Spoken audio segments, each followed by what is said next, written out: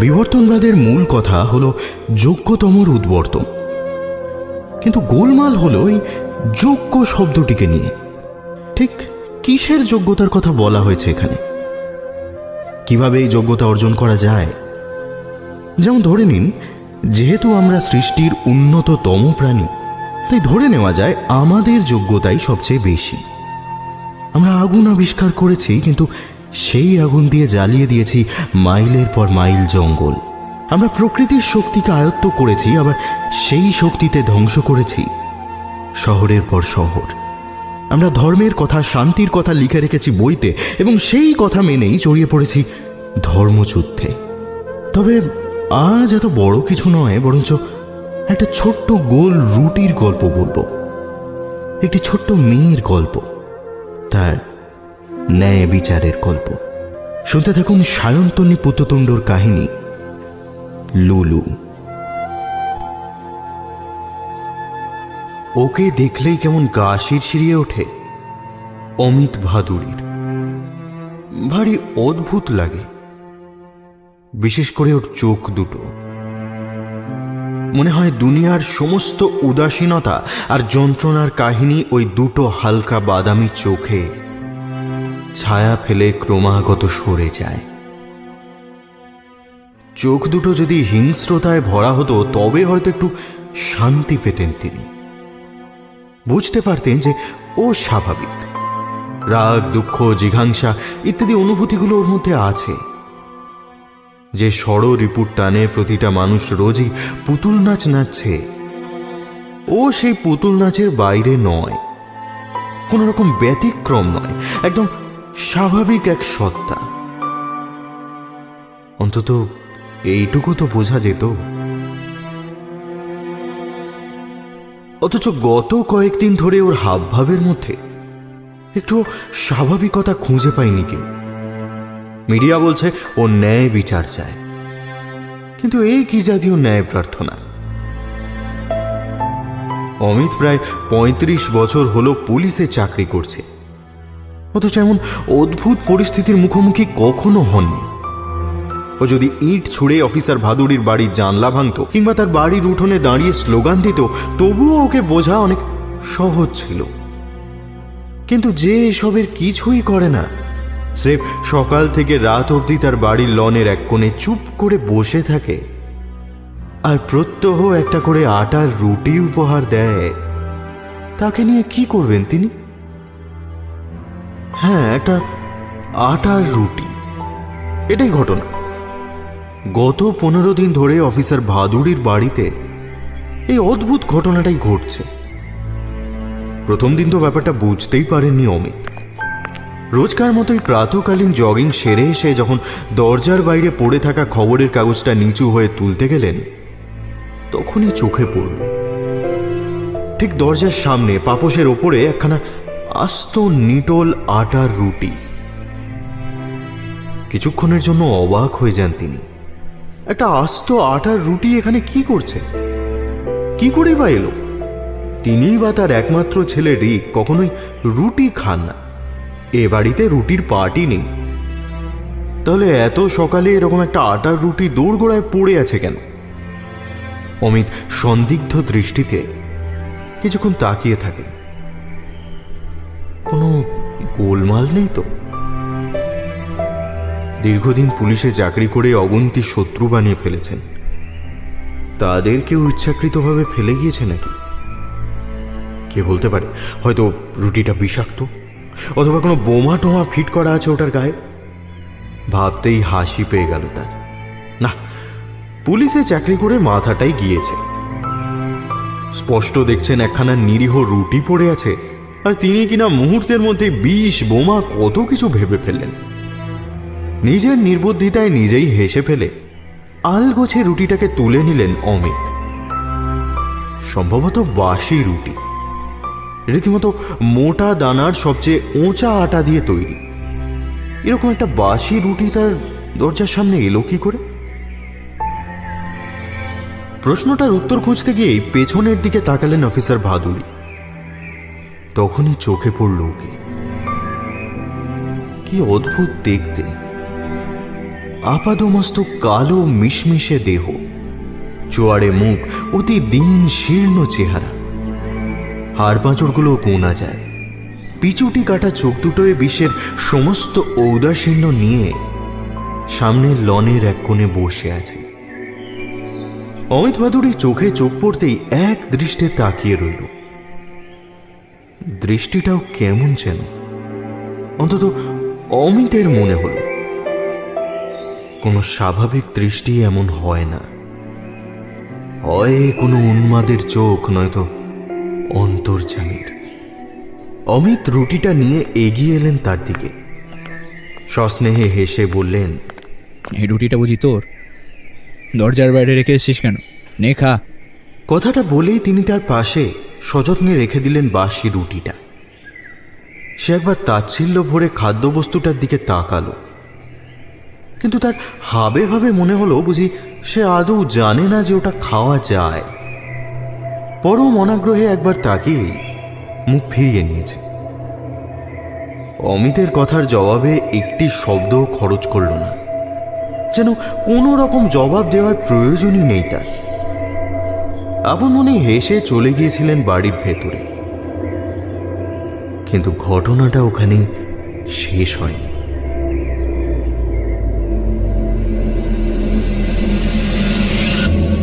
কিছুক্ষণ পরে স্নান ব্রেকফাস্ট সেরে ইউনিফর্ম পরে থানায় যাওয়ার জন্য তৈরি হয়ে যখন বাড়ি থেকে বেরিয়ে এলেন তিনি, তখনই আবার চমক। এ কি, রুটিটা যে ফের ওই পাপোশের ওপরেই পড়ে আছে। আবার কি করে এলো? ওটা তো ওকে নিজের হাতেই ফিরিয়ে দিয়েছিলেন অমিত, খায়নি। যা বাবা, আবার এখানে রেখে গেল কেন? এ তো মহা মুশকিল। তিনি এবার বিরক্ত হয়ে সর্বক্ষণের কাজের মেয়ে মায়াকে ডেকে ওকে দেখিয়ে বললেন, ওই দেখো, ওই ব্যাটা রুটিটা আবার ওখানে রেখে গেছে। হয় ওকে দিয়ে এসো, না হয় কোথাও ফেলে দাও। আমার বাড়িটা ভাগার নয় যে দরজার সামনে এঁটো বাসি রুটি পড়ে থাকবে। মায়া ঘাড় নেড়ে কর্তব্য পালন করতে চলে গেল। তিনিও নিশ্চিন্ত হয়ে অফিসের উদ্দেশ্যে রওনা হলেন।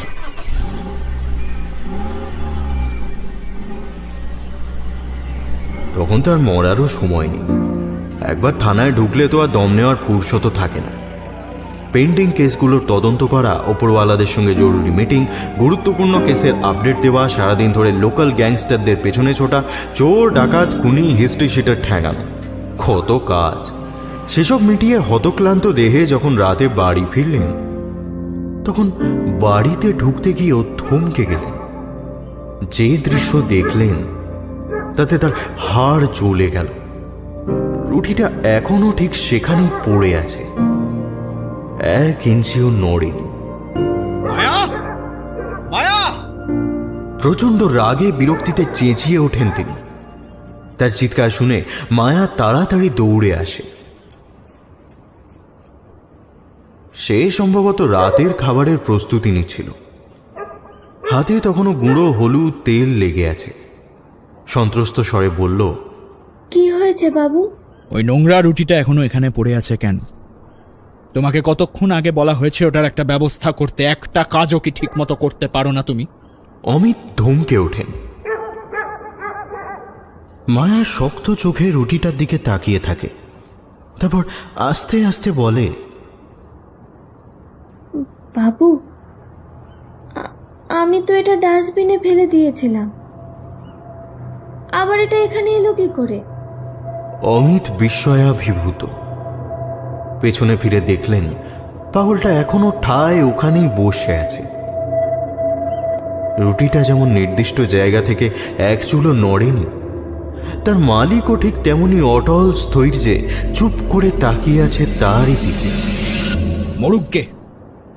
ভীষণ বিরক্তিতে কথাটা ছুড়ে দিয়ে রুটিটাকে বুটের তলায় পিষে ঘরে ঢুকে গেলেন তিনি।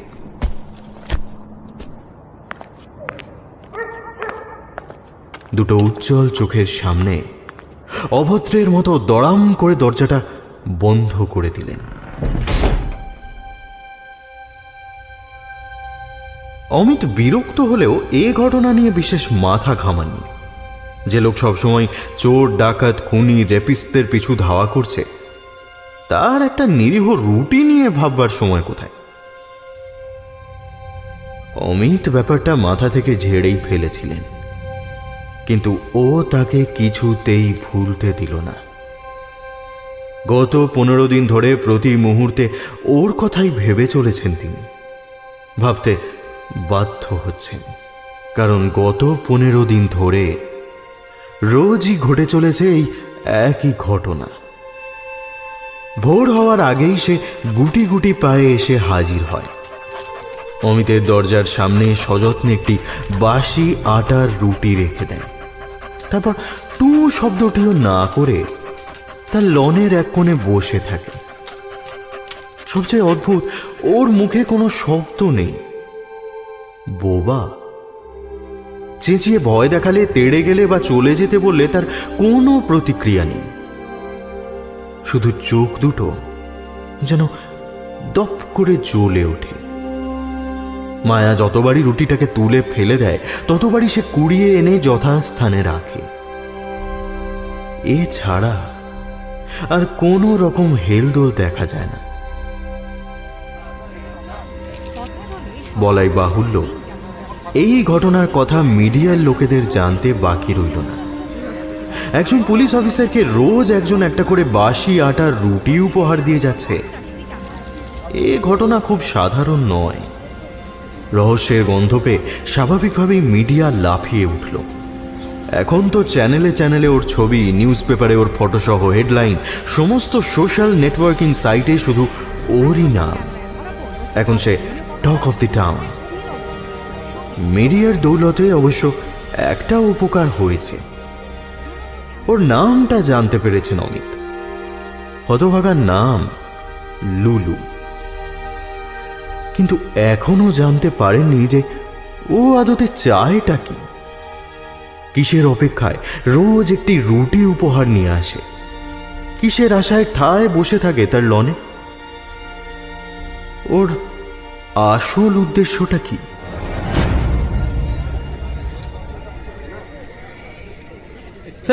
স্যার একটা প্রশ্ন ছিল। আপনার কি মনে হয় না যে খুশি লস্করের মৃত্যুর সাথে এই ঘটনা কোনো সম্পর্ক আছে? বাড়ির সামনে সাংবাদিকদের ভিড়।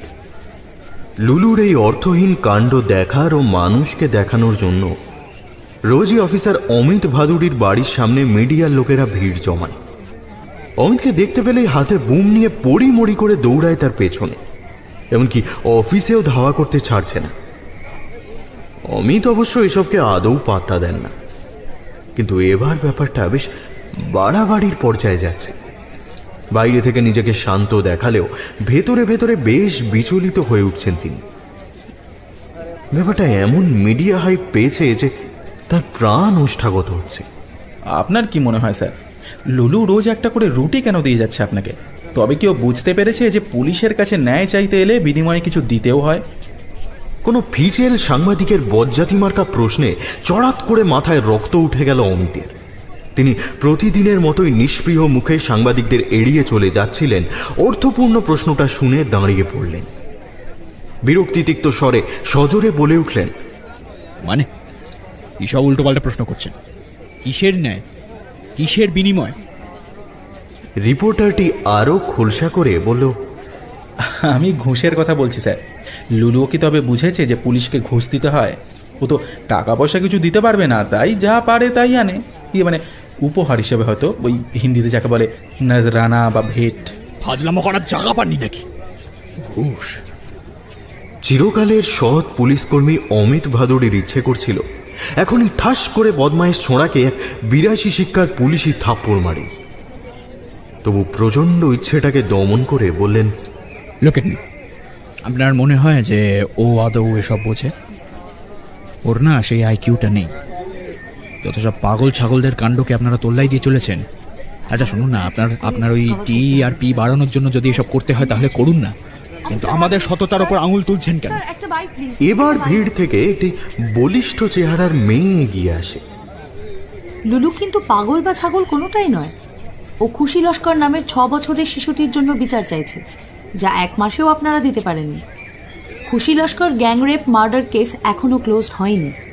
পুলিশ অপরাধীদের গ্রেফতার করা তো দূর, তদন্তকে 1 ইঞ্চি এগোতে পর্যন্ত পারেনি। এটা কি পুলিশ প্রশাসনের ব্যর্থতা নাকি এই অবহেলা ইচ্ছাকৃত? আশ্চর্য! গর্জন করে ওঠেন অমিত। আপনি তো সরাসরি আমাদের ওপর করাপশনের চার্জ আনছেন, তাও আবার ওই লুলুর আচরণের ভিত্তিতে।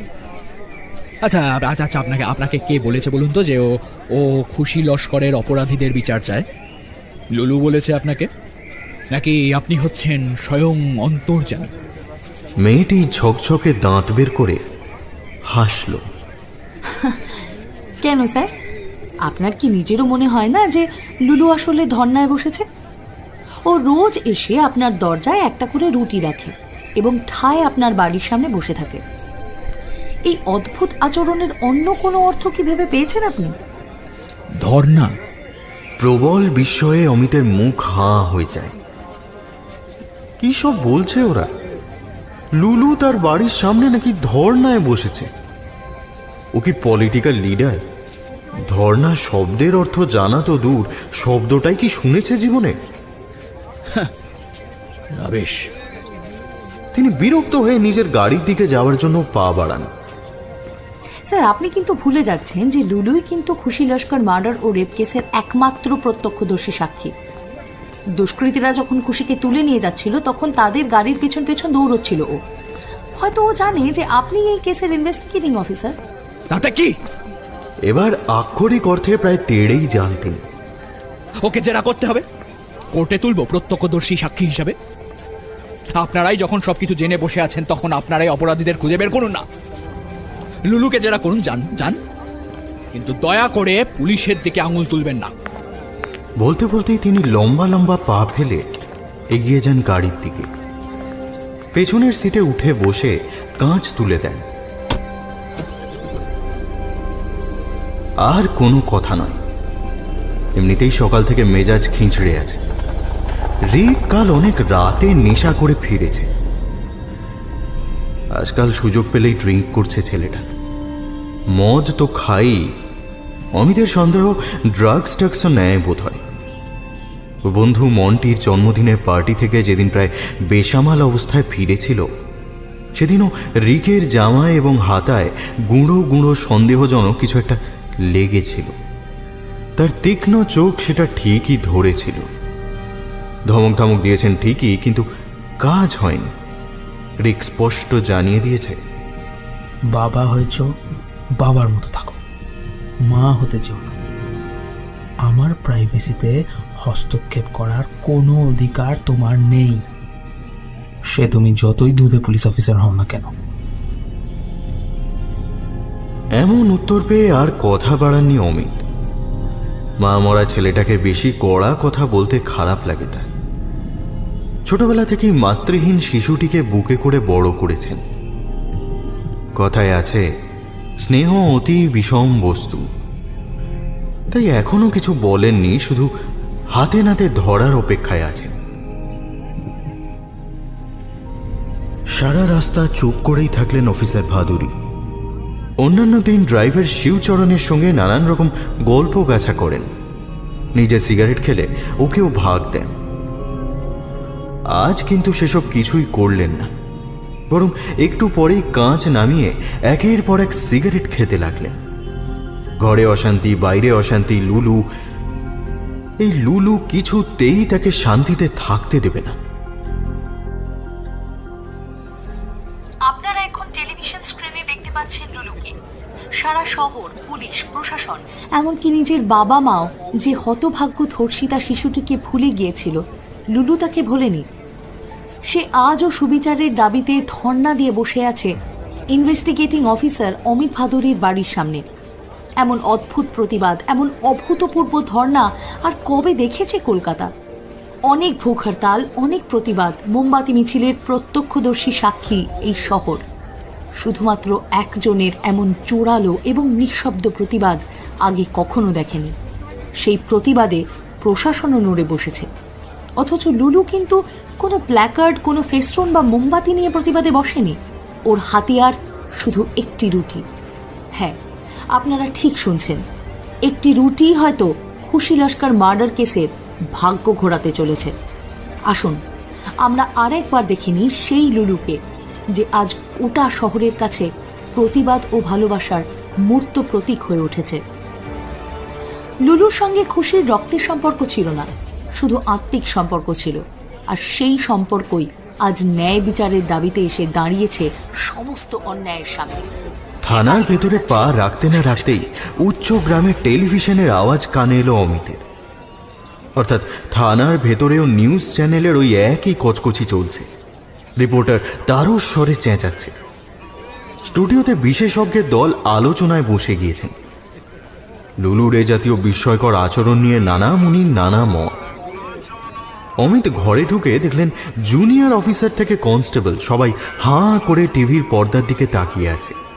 স্ক্রিনে লুলুর উদ্ভাসিত ছবি, ব্যাকগ্রাউন্ডে গান বাজছে, তার নিচ দিয়ে স্ক্রল যাচ্ছে। ধর্ষিতা শিশুটির জন্য সুবিচারের দাবিতে ধর্নায় বসল লুলু। মিত্র, একবার কেবিনে এসো, কথা আছে। তিনি মনে মনে বিরক্ত হলেও ডাইনে বাঁয়ে না তাকিয়ে গটগট করে এগিয়ে নিজের কেবিনের দিকে গেলেন। তার জুনিয়র অফিসার তপন মিত্র ব্যস্ত হয়ে ছুটলেন। অফিসার ভাদুড়ি যে বিরক্ত হয়েছেন তা তিনি বুঝতে পেরেছেন। কোনো মতে দুরু দুরু বক্ষে অমিতের কেবিনে ঢুকে বললেন, ইয়েস স্যার।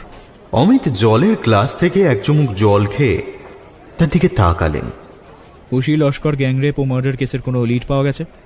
তোমাকে তো লোকাল হিস্ট্রি সিটারদের রাউন্ড আপ করতে বলা হয়েছিল। সব কটাকে লকআপে পুড়েছি স্যার, কচুয়া ধোলাই চলছে। তপন মিত্রের সপ্রতিভ উত্তর। তবে কেউ মুখ খুলছে না স্যার।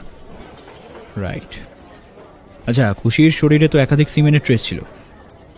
ওদের সবার স্যাম্পল কালেক্ট করে ফরেন্সিকে পাঠাও, দেখা যাক কি হয়। অফিসার মিত্র মাথা ঝাঁকিয়ে চলে গেলেন।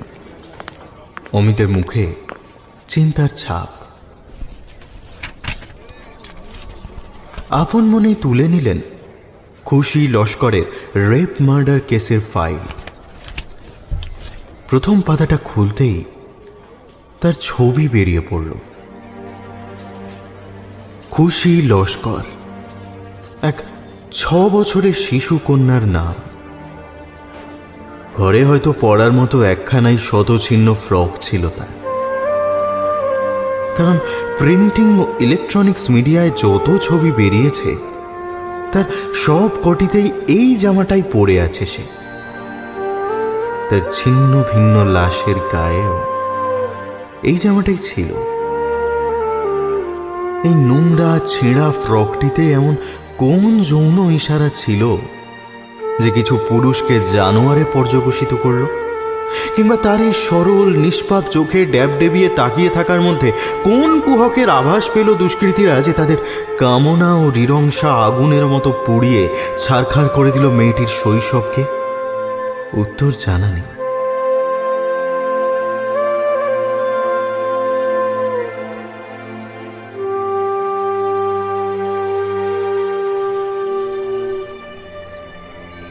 এখন আর জিজ্ঞাসাবাদ করে কি হবে হুজুর? খুশি লস্করের রিক্সাওয়ালা বাপ দুহাত জোড় করে বলল, আমরা আর এইসব ঝুট ঝামেলায় জড়াতে চাই না। খুশি তো একা নয়, আমার আরও 5-5টা নেন্ডি গেন্ডি আছে। আমি নিজে দুবেলা রিক্সা চালাই। বড় ছেলেটা বকে গিয়েছে, নেশাভান করে পড়ে থাকে, আর মেজোটা বেকার, ভেবা করে ঘোরে। বাকিগুলো তো দেখছেনি, একটা 4 বছরের, একটা 2 বছরের, আর একটা কোলের। বাবু, আমি একাই সংসার চালাই। এইসব কোর্ট কাচারি পুলিশের জেরার চক্করে আমার সারাদিনের কামাই নষ্ট হবে। তখন এই 5টা অ্যান্ডা বাচ্চাকে কে খাওয়াবে? জবাবটা শুনে স্তম্ভিত হয়ে তার দিকে তাকিয়ে থাকলেন অমিত ভাদুড়ি। অফিসার মিত্র হতবাক। লোকটা তোবড়ানো হাড় সর্বস্ব মুখে এক ফোঁটা যন্ত্রণারও লেশ নেই, যেন খুশি বলে তার জীবনে কোনোদিন কেউ ছিল না। অফিসার ভাদুড়ির বাড়ি থেকে ঢিল ছোঁড়া দূরত্বে গজিয়ে ওঠাই বস্তির বাসিন্দা খুশি লস্করকে এরকম ঘৃণ্যভাবে খুন করা হলো, অথচ তার মা বাপ নিরুত্তাপ। এমনকি তার লাশ দেখে কেঁপে উঠেছিলেন স্বয়ং অফিসার ভাদুড়ি। মনে হয়েছিল একটা মাংসপিণ্ডকে খুবলে খুবলে খেয়েছে কিছু হিংস্র জানোয়ার। ফরেন্সিক রিপোর্ট অনুযায়ী মেয়েটা শেষ নিঃশ্বাস ফেলার আগেও আপ্রাণ লড়েছিল। তার ফলে তার শরীরের একটি হাড়গোড়ও আস্ত ছিল না। বুকের হাড় মাথার খুলি ভেঙেছে, সারা গায়ে কালশিটে। মেয়েটা ইন্টারনাল ব্লিডিং এর ফলেই হয়তো মারা যেত, তবুও তার কচি গলার হাড় ভেঙে দিয়েছে খুনি। এমনকি মৃত্যুর পরও সেই মৃতদেহকে বারবার রেপ করে গিয়েছে। স্বয়ং ফরেন্সিক বিশেষজ্ঞ বলেছিলেন, এ শুধু রেপ নয় অফিসার, এ নৃশংসতা ও বিকৃতির চূড়ান্ত। সেই লাশ নিশ্চয়ই খুশির বাপ মাও দেখেছে, অথচ তাদের বক্তব্য আমরা কোনো ঝামেলায় জড়াতে চাই না হুজুর। তিনি নিজেকে সামলে নিয়ে বললেন, সেদিন অত রাতে খুশি বেরিয়েছিল কেন? এবার ওর মা জবাব দিল, ঘরে আটা ছিল না, আমার শরীরটাও সেরকম ভালো ছিল না। খুশির বাপ দাদারা তখনও ঘরে আসেনি। এই কাছে মুদিখানার দোকান, ওকে আটা আনতে পাঠিয়েছিলাম, আর ফেরেনি। আপনারা খোঁজেননি ওকে? খুঁজেছি, সমস্ত বস্তির লোকেরা গোটা রাত তন্ন তন্ন করে খুঁজেছি, কোথাও পাইনি। শেষে ভোরবেলা ওই দূরের ফাঁকা মাঠটায় ওকে পাওয়া গেল। আপনি তো দেখেছেনই। আচ্ছা বলছি, কাউকে সন্দেহ হয় আপনাদের? বস্তির কেউ বা এমন কোনো আগন্তুক যে খুশিকে বিরক্ত করত? এবার দুজনেই হাত জোড় করে ফেলেছে। খুশির বাবা বলল, স্যার আমরা কিচ্ছু জানি না স্যার, কিছু বলতে পারবো না। এমনিতেই ঘরের মেয়ের যখন ইজ্জত নষ্ট হয় তখন সবচেয়ে বেশি দুর্নাম তার পরিবারেরই হয়। খুশি মরে বেঁচেছে স্যার, এবার দয়া করে আমাদেরও বাঁচতে দিন। এরপর আর কোনো কথাই বলা চলে না। ওদের বস্তির এক কামরার ঘর থেকে বাইরে বেরিয়ে এসে দুজন অফিসারই দেখলেন স্থানীয় এমএলএর গাড়ি ঠিক বস্তির মুখটাতেই এসে থামল। পেট মোটা নেতা ধুতি পাঞ্জাবি সামলে একটা বিটকেল সবুজ রঙের সানগ্লাস চোখে গাড়ি থেকে নামলেন। অমিতের সঙ্গে চোখাচোখি হতেই বললেন, আরে স্যার, এখানে কি তদন্ত করতে? অমিতের মুখটা শক্ত হয়ে ওঠে। এই লোকটা অত্যন্ত ধান্দাবাজ, এখানেও নিশ্চয়ই কোনো ধান্দাতেই এসেছে। পুলিশ যেসব লোকাল হিস্ট্রি শিটারদের তুলে নিয়ে গিয়ে 3rd ডিগ্রি দিচ্ছে, তাদের মধ্যে কয়েকজন ওরই লোক।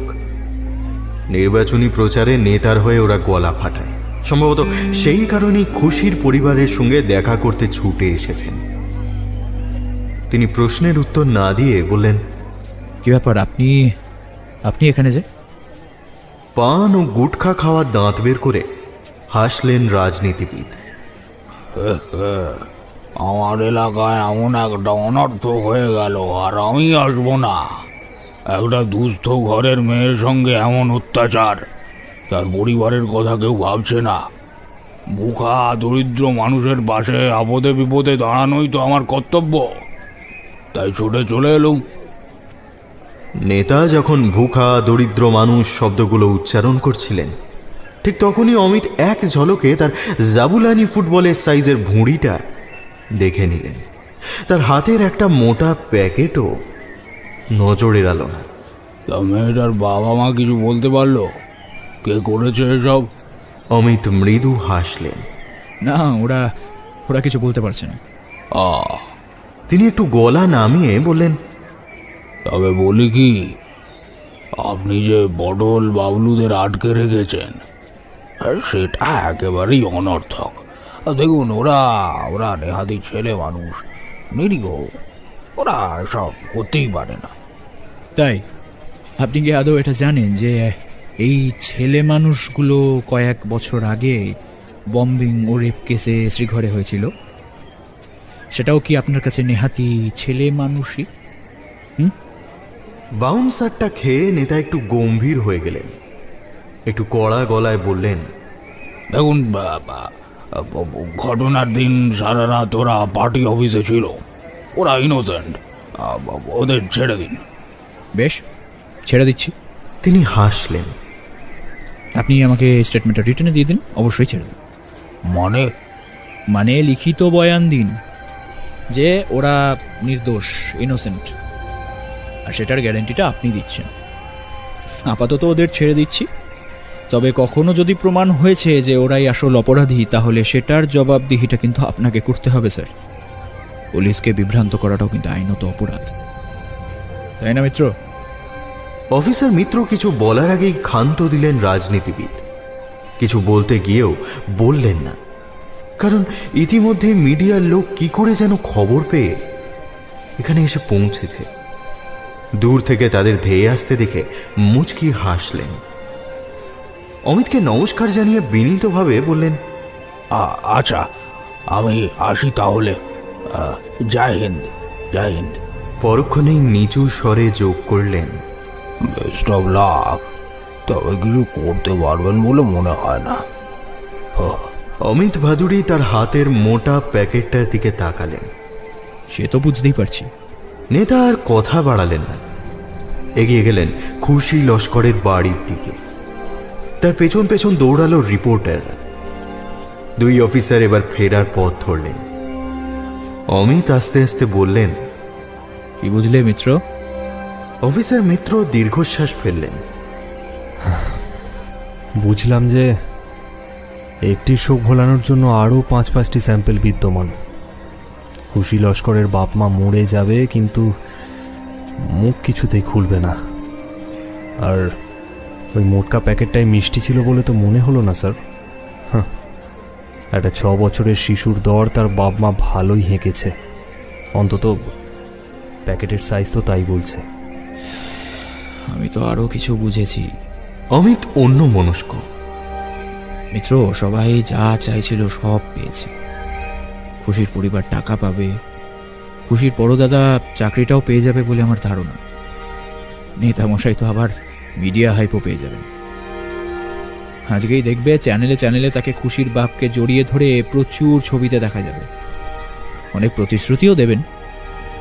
আগামী নির্বাচনী প্রচারের অর্ধেক কাজ হয়ে গেল। কিন্তু একটা প্রশ্ন রয়ে গেল, জানো তো? লুলু কি পেতে চায়? কিসের জন্য সে এখনো পর্যন্ত নাচরবান্দার মতো লেগে আছে? তপন মিত্র চুপ করে থাকেন। কম তো দেখলেন না। খুশি লস্করের মর্মান্তিক মৃত্যুতে গোটা শহর প্রায় লাফিয়ে উঠেছিল।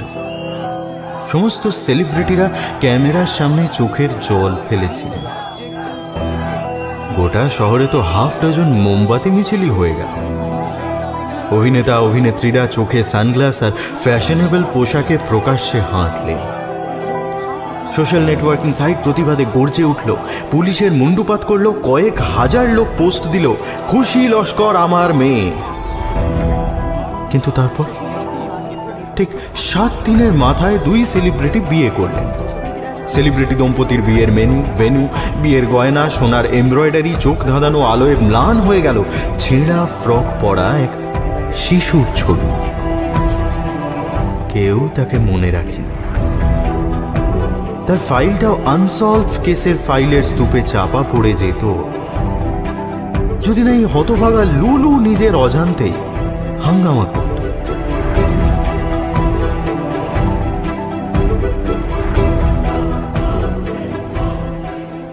দুই অফিসার এরপর যে মুদির দোকানে খুশি আটা আনতে গিয়েছিল তাকে জিজ্ঞাসাবাদ করলেন।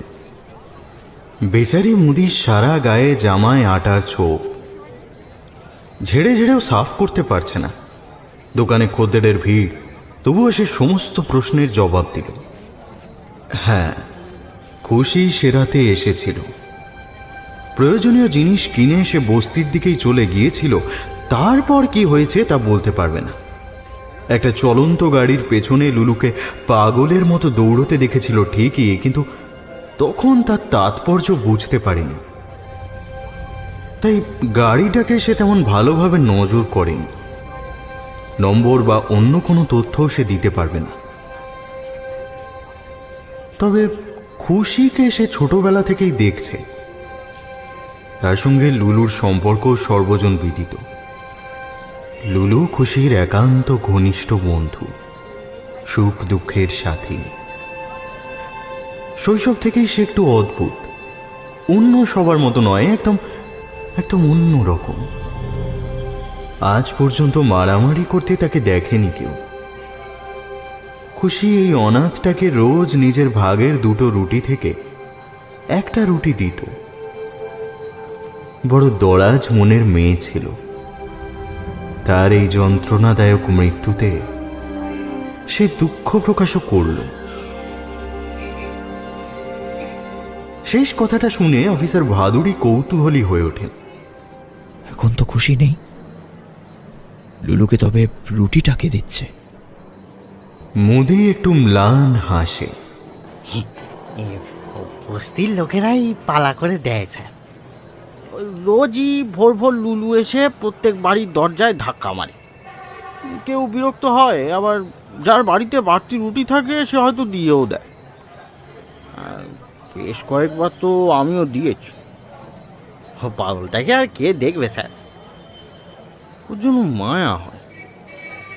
তখন তো আর জানতাম না হতছাড়া এমন করে আপনাকে জ্বালাচ্ছে।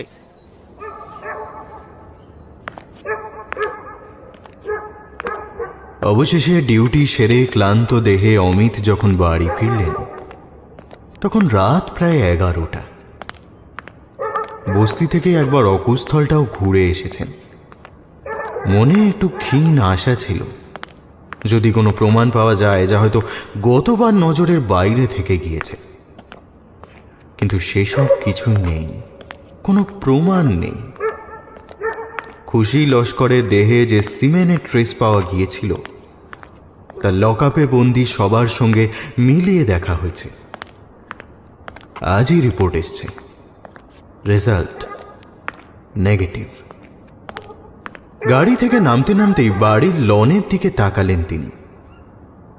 যথারীতি সেখানে বসে আছে লুলু।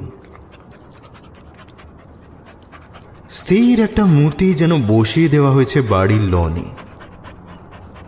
অমিত জীবনে এই প্রথম ভীষণ অসহায় বোধ করলেন। কি করবেন কিছুই বুঝে উঠতে পারছেন না। একটি প্রমাণও হাতে নেই। খুশির বাবা মা মুখ খুলতে চায় না। বস্তির রাস্তায় কোনো সিসিটিভি নেই যে ফুটেজ পাবেন। সিমেনের রিপোর্টও নেগেটিভ। কি করে সলভ করবেন কেস? শুধু একটা লিড যদি পেতেন, স্রেফ একটা ইঙ্গিত। ঈশ্বর! পরাজিত সৈনিকের মতো মাথা হেঁট করে আস্তে আস্তে অমিত ভাদুড়ি এগিয়ে গেলেন বাড়ির দিকে। দোরগোড়ায় আজও পড়ে আছে সেই রুটি। সেটাকে এড়িয়ে যেতে গিয়েই হঠাৎ থমকে দাঁড়ালেন অমিত। চোখ কুঁচকে এক দৃষ্টে দেখলেন সেই সস্তা আটার রুটিটাকে। তারপরে কি যেন মনে পড়ে গেল তার। পরক্ষণেই দরজা খুলে ছুটে গেলেন বাড়ির ভেতরে। এখন তাকেই ভীষণ উন্মত্ত মনে হচ্ছে, যেন কাণ্ড জ্ঞান নেই। কয়েক মিনিট পরেই একটা তীব্র চিৎকারের শব্দ ভেসে এল।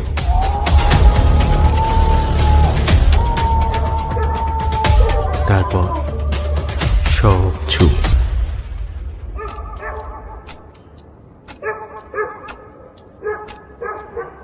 মেয়েটার বুকের প্রায় সবকটা হাড়ই ভেঙে গিয়েছিল।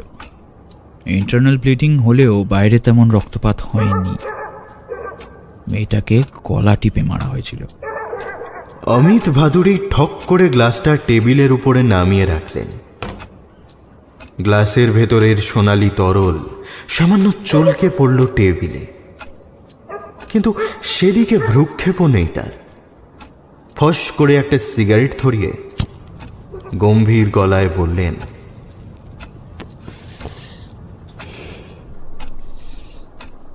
গলা টিপে মারার সুবিধাটা কি বলো তো মিত্র? অফিসের মিত্র বিউহল দৃষ্টিতে তাকিয়েছিলেন অমিতের দিকে। আস্তে আস্তে বললেন, রক্তের দাগ থাকে না। Exactly, no blood trace. সেই জন্যে তো কোনো প্রমাণ নেই। খুনির পোশাকে তো রক্তের দাগ থাকার কোনো প্রশ্নই ওঠে না। অথচ এই 6 বছরের শিশুটার নীল কালশিটে পড়া দেহ ফুলে ওঠা চোখ মুখ, দলমচা পাকানো শরীরটা, এটা তো অগ্রাহ্য করা যায় না। তিনি এক মুখ ধোঁয়া ছাড়েন।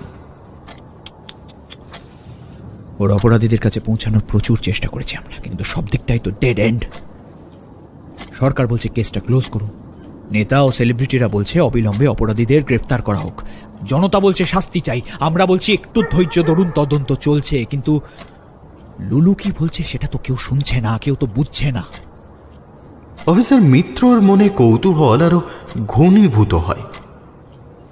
এই কথাগুলো বলার জন্যই কি স্যার এই ভোর রাতে তাকে ফোন করে হুড়ো দিয়ে ডেকে আনলেন? বারবার বললেন, বলছি প্লিজ ইউনিফর্মে এসো মিত্র, কথা আছে। সিনিয়র অফিসারের আদেশ অমান্য করা অসম্ভব, তাই আরামের শয্যা ছেড়ে তাড়াতাড়ি ইউনিফর্ম পরে এসে হাজির হয়েছেন তার বাড়িতে। অথচ ঘরে ঢুকতেই দেখলেন মদের বোতল আর ল্যাপটপ টেবিলে রেখে বসে আছেন অফিসার ভাদুড়ি। তিনি ভেবেছিলেন কোনো সিরিয়াস আলোচনা করতে চান তার সিনিয়র, কিন্তু শেষ পর্যন্ত সেই লুলু। এটিকে এক ধরনের মজা আনা মাতলামি। সরি মিত্র, নেশা জড়িত কণ্ঠস্বরে বললেন অমিত।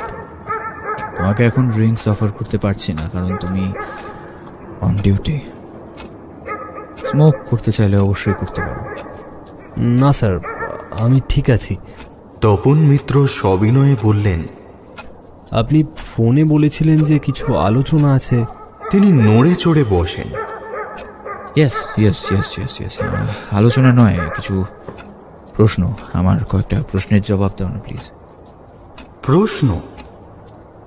অফিসার মিত্র আকাশ থেকে পড়লেন। ঘড়ির দিকে তাকিয়ে দেখলেন প্রায় ভোর 4টে বাজতে যায়। এমন সময় স্যারের মনে কি এমন প্রশ্ন জাগলো যে জুনিয়র অফিসারের রাতের ঘুম উড়িয়ে ছাড়লেন? প্রশ্নগুলো কি কাল সকালে করা যেত না? তিনি জিজ্ঞাসু দৃষ্টিতে তাকালেন অমিতের দিকে। প্রথম প্রশ্ন, লুলু কেন আমার বাড়ির লনে এসে বসে থাকে? এখানে তো আশেপাশে অনেক বাড়ি আছে, সেখানে না গিয়ে বেছে বেছে আমার বাড়িতেই কেন? Y me? তপন একটু ইতস্তত করে বললেন, হয়তো রাস্তাঘাটে আপনাকে দেখেছে।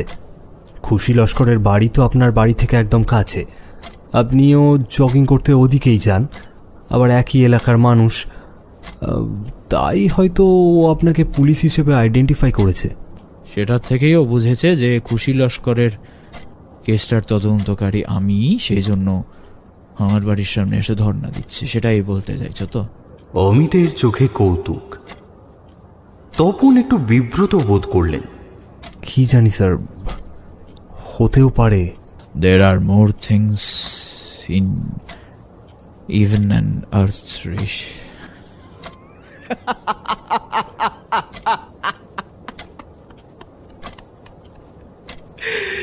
আচ্ছা আচ্ছা আচ্ছা আচ্ছা ধরে ধরে ধরে নিলাম যে ও ন্যায় বিচারের দাবিতে আমার বাড়ির সামনে ধর্ণা দিয়েছে। তবে ও একটা রুটি নিয়ে আসে কেন? হ্যাঁ, রোজ একটা রুটি রেখে যায় কেন? আবার খানিকটা ভ্যাবাচাকা খেয়ে গেলেন অফিসার মিত্র।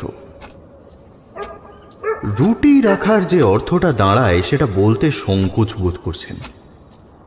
কোনো মতে বললেন, স্যার উপহার। ইউ মিন ঘুষ? আচ্ছা আচ্ছা আচ্ছা আচ্ছা আচ্ছা লাস্ট কোয়েশ্চেন প্লিজ। হ্যাঁ, লাস্ট কোয়েশ্চেন। হ্যাঁ।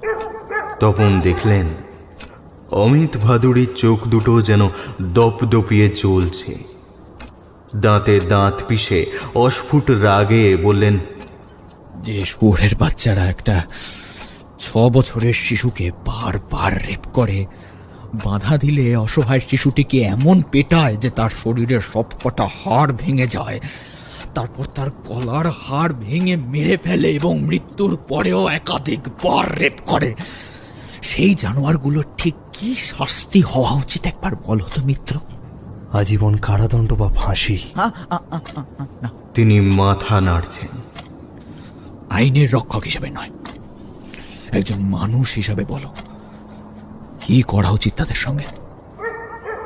অফিসার মিত্রর মুখ শক্ত হয়ে ওঠে। চোখের সামনে ভেসে উঠল 6 বছরের শিশুটার দলা পাকানো দেহটা। তিনি রুক্ষ স্বরে বললেন, আচ্ছা, ওরা মেয়েটার সঙ্গে যা যা করেছে ঠিক তাই করা উচিত স্যার। উল্টো করে ঝুলিয়ে এমন পেটানো উচিত যাতে শরীরের একটা হাড়ও আস্ত না থাকে। পুরুষাঙ্গ কেটে দেওয়া উচিত শালাদের। যে যন্ত্রণা 6 বছরের শিশুটা সহ্য করেছিল তার থেকে আরো অনেক বেশি যন্ত্রণা দিয়ে মারা উচিত ওদেরকে। রিয়েলি? ইয়ে স্যার, আমার তাই মনে হয়। তার উত্তরটা শুনে ফের মৃদু হাসেন অমিত। আস্তে আস্তে বলেন, একবার একটু পাশের ঘরটা দেখে আসবে প্লিজ। এরকম অদ্ভুত অনুরোধের কারণ ঠিক বুঝতে পারে না তপন, কিন্তু তবুও একটা চাপা কৌতূহল নিয়ে পাশের ঘরে গেলেন।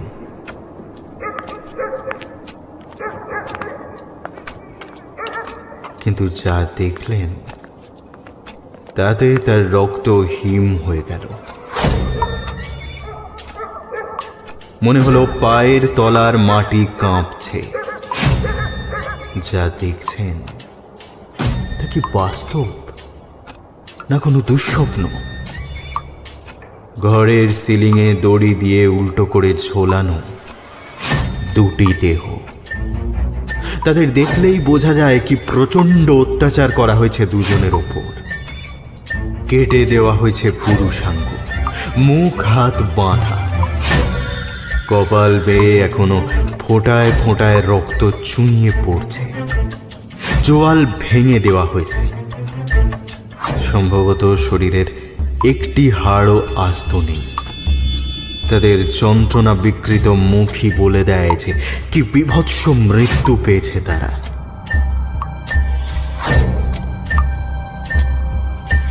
অফিসার মিত্র আর সহ্য করতে পারলেন না, ছুটে বাইরে বেরিয়ে এলেন। অফিসার ভাদুড়ি তখনও খুব নিষ্প্রিয়ভাবে গ্লাসে চুমুক দিচ্ছেন। তার দিকে তাকিয়ে শান্তভাবে বললেন, দেখলে স্যার, আপনি কি করেছেন স্যার? ওটা তো রিক আর মন্টি, আপনার ছেলে আর ওর বন্ধু। আপনার ছেলেকে আপনি... ও কারোর ছেলে নয়, শয়তান কারোর আত্মীয় হয় না Mitra. He is a bloody rapist and a murderer. তুমি বলেছিলে না লুলু আমাকে আইডেন্টিফাই করেছিল? পার্শিয়ালি কারেক্ট, তবে আমাকে নয়, খুনিকে আইডেন্টিফাই করেছিল।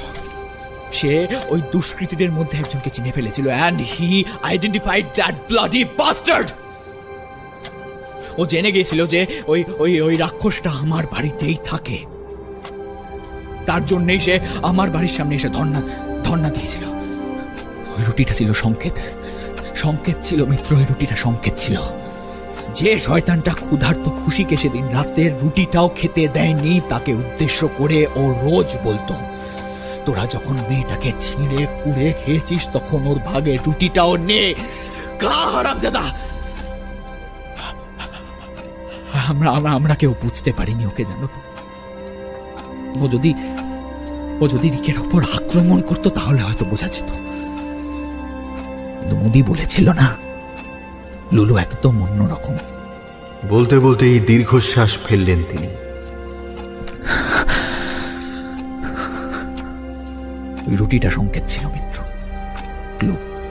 That was a clue. Lulu অজান্তেই আমাদের প্রমাণ করে দিয়ে যাচ্ছিল যে লালচে মোটা দানার আটার রুটি।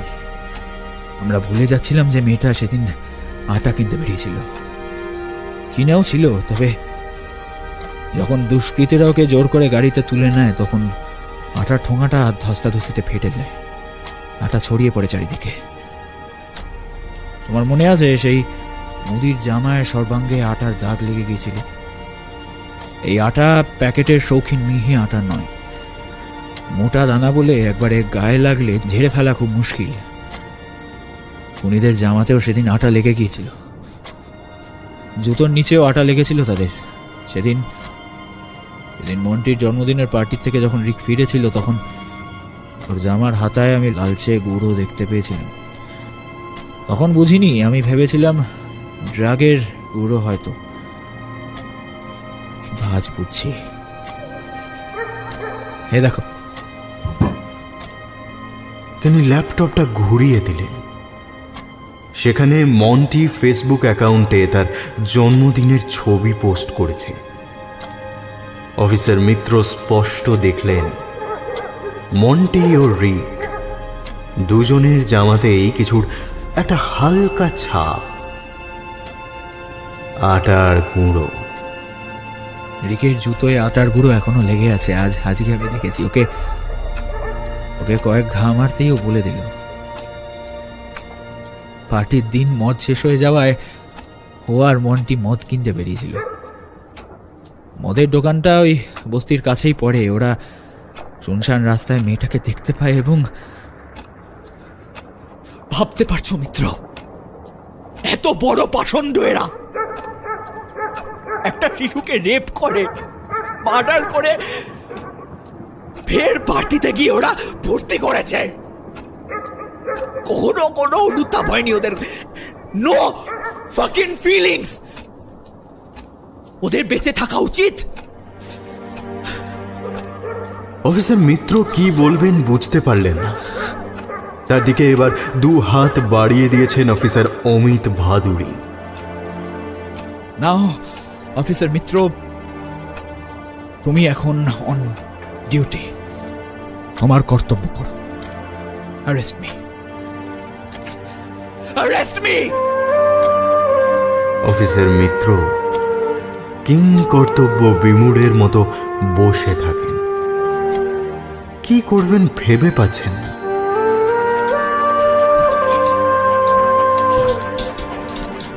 হঠাৎ দরজার কাছে একটা অদ্ভুত আওয়াজ। উপস্থিত দুজনেই সবিস্ময়ে দেখলেন লুলু এসে দাঁড়ালো দরজার সামনে। তারপর কোনো শব্দ না করে এই প্রথমবার রেখে দেওয়া রুটিটা নিজেই ফেরত নিল। তারপর আস্তে আস্তে মিলিয়ে গেল অন্ধকারে।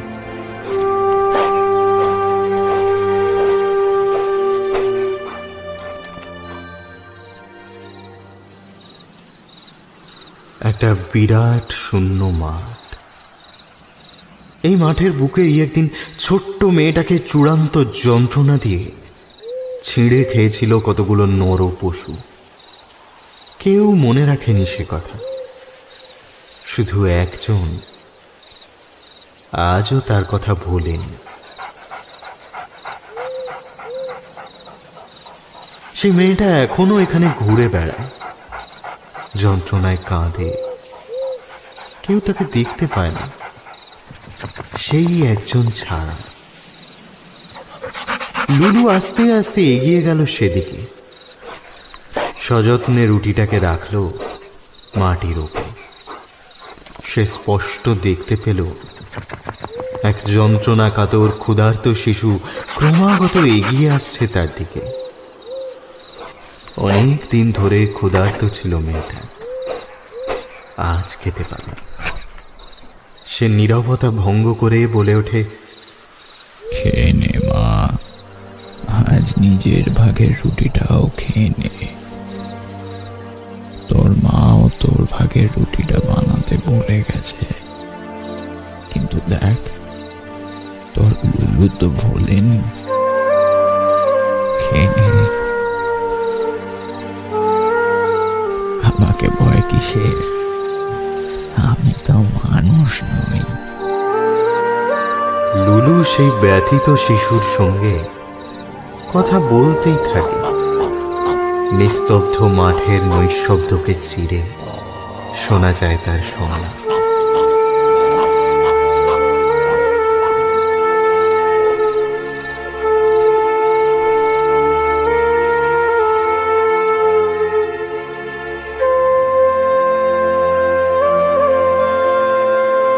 আসলে লুলু হয়তো কোনো কুকুর নয়, সে সভ্যতার অগ্রদূত, যে রোজ আমাদের সংকেত দিয়ে যায়, রেখে যায় কিছু ছিন্ন ভিন্ন মৃতদেহ। আমাদের বলে যায় পৃথিবীর কোনো না কোনো প্রান্তে যা হচ্ছে তা ঠিক হচ্ছে না, কোথাও একটা সাংঘাতিক গোলমাল হচ্ছে। আজ গল্প পাঠে আমার সঙ্গে ছিল অন্বেষ, পূজা, তমাল, বরেন, সায়নী, রণদীপ, দিগন্তিকা এবং অর্পণ। শব্দগ্রহণে ইন্দ্রনীল মণ্ডল। আবহ ও শব্দ সংযোজনে আমি সায়ক। পোস্টে ডিজাইন কভারম্যান অভিব্রত। শুনছিলেন সায়ন্তনী পুত্ততুণ্ডর কাহিনী লুলু। সবাই ভালো থাকবেন।